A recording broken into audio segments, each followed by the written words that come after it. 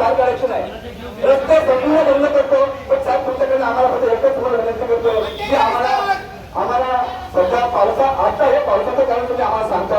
पाऊस फक्त यावर्षी पडत नाहीये, पाऊस दरवर्षी पडतो। दरवर्षी बाकीचे 8 महिने पण हिवाळ्याचे आणि उन्हाचे येतात। त्या उन्हाळ्याच्या दिवसामध्ये आणि हिवाळ्याच्या दिवसामध्ये तुम्ही काम करायचं।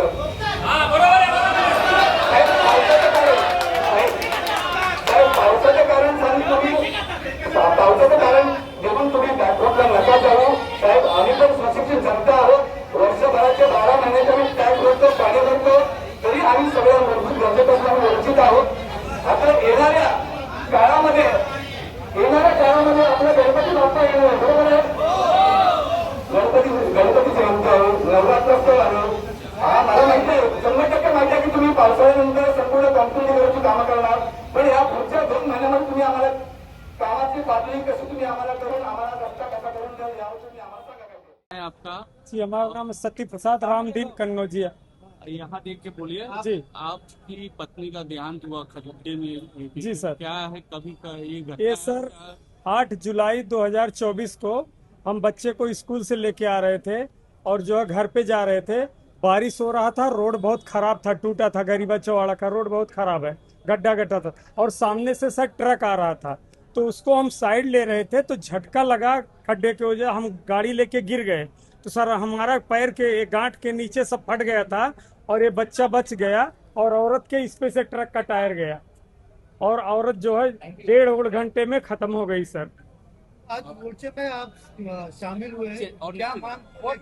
सर जो है 2 साल हो गया, अभी तक रोड का वही स्थिति है और उसी वजह से हमारी औरत का एक्सीडेंट हो गया, मौत हो गई।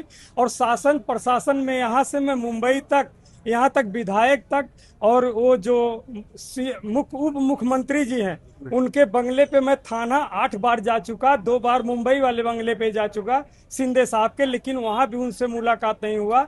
यहाँ के विधायक जो हैं श्री रविंद्र जी चौहान जी, उनसे सर 2 बार मिल चुका, लेकिन मेरा ना पुलिस में ना शासन प्रशासन में कहीं 1 पैसे का ना कोई सुनवाई हुआ ही नहीं सर। और पेपर में भी आया था, न्यूज में भी आया था। अभी क्या मांगे आप? सर हमारा तो जो हो गया, हमारा अभी तक कोई सुनवाई कुछ नहीं हुआ।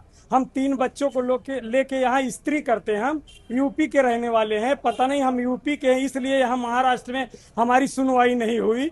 हम क्योंकि उत्तर प्रदेश के निवासी हैं और हम 3 बच्चों को लेके, अपनी औरत को लेके यहाँ 2008 से गरीबा चौवाड़ा में स्त्री का काम करते हैं। हम अपने बच्चों को स्त्री करके पाल पोस रहे थे, ऐसा हो गया सर, उसमें हमारी कोई सुनवाई। क्या मांगे आपकी? क्या सर हमारी यही मांग है, हमारा तो जो होना था हो गया, कोई सुनवाई नहीं हुआ, लेकिन अभी जो है दूसरे किसी का ना हो। हम तो यूपी के ठहरे, यहाँ कोई महाराष्ट्रियन भाई का या किसका ऐसा होगा क्या जैसे मेरा हुआ ऐसे होगा सर। अभी किसी और का मौत ना हो सर, हमारा हाथ जोड़ कर यही प्रार्थना है शासन प्रशासन से कि आगे के लिए ये किया जाए। काय नाव आहे तुमचं? माझं नाव शीतल दंड होते। मी वाड्यातच राहते, बाईक्स मध्ये गरीबाचा वाडा, जवळपास 12 वर्ष राहते इथे।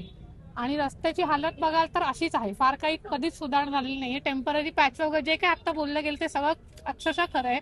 आम्हाला फक्त एवढंच वाटतं की जे काही रस्त्याची कामं म्हणून बॅनर लावलेली जातात, तर मग हे जर तेवढ्या खर्चाचे जे काही अमाऊंट असेल त्या खर्चाचे जर हे रस्ते असतील तर मग ऍक्च्युअल रस्ते बनवायला जे खरंच चांगले असतील त्याला किती खर्च असेल आम्हालाही माहिती नाही। आणि खड्डे तुम्ही जे आता येताना बघितले असतील, आता ऍडिशनल फक्त चिखल आहे त्याच्यावर, त्याच्या आधी तिथे फक्त खड्डे असतात, पावसाळ्यात ऍडिशनल चिखल असतो। आता जसं मी आधी पण म्हटलं की आमच्या सगळ्यांच्या पाठीला दुखापती व्हायला लागल्यात, ऍक्सिडेंट होतात, सिनियर सिटीजनला प्रॉब्लेम होतो, रिक्षावाल्यांचा तर वेगळाच प्रॉब्लेम आहे, कारण आम्ही तर 2 वेळा जातो, रिक्षावाले कमीत कमी 20 ते 30 वेळा जातात। त्यामुळे त्यांनी जर आमच्याकडे एक्स्ट्रा डिमांड केली फेअरची तर आम्ही त्यांना काही बोलू शकत नाही, कारण त्यांचे आजारपण पण वाढलेली असतात। आणि दुसरी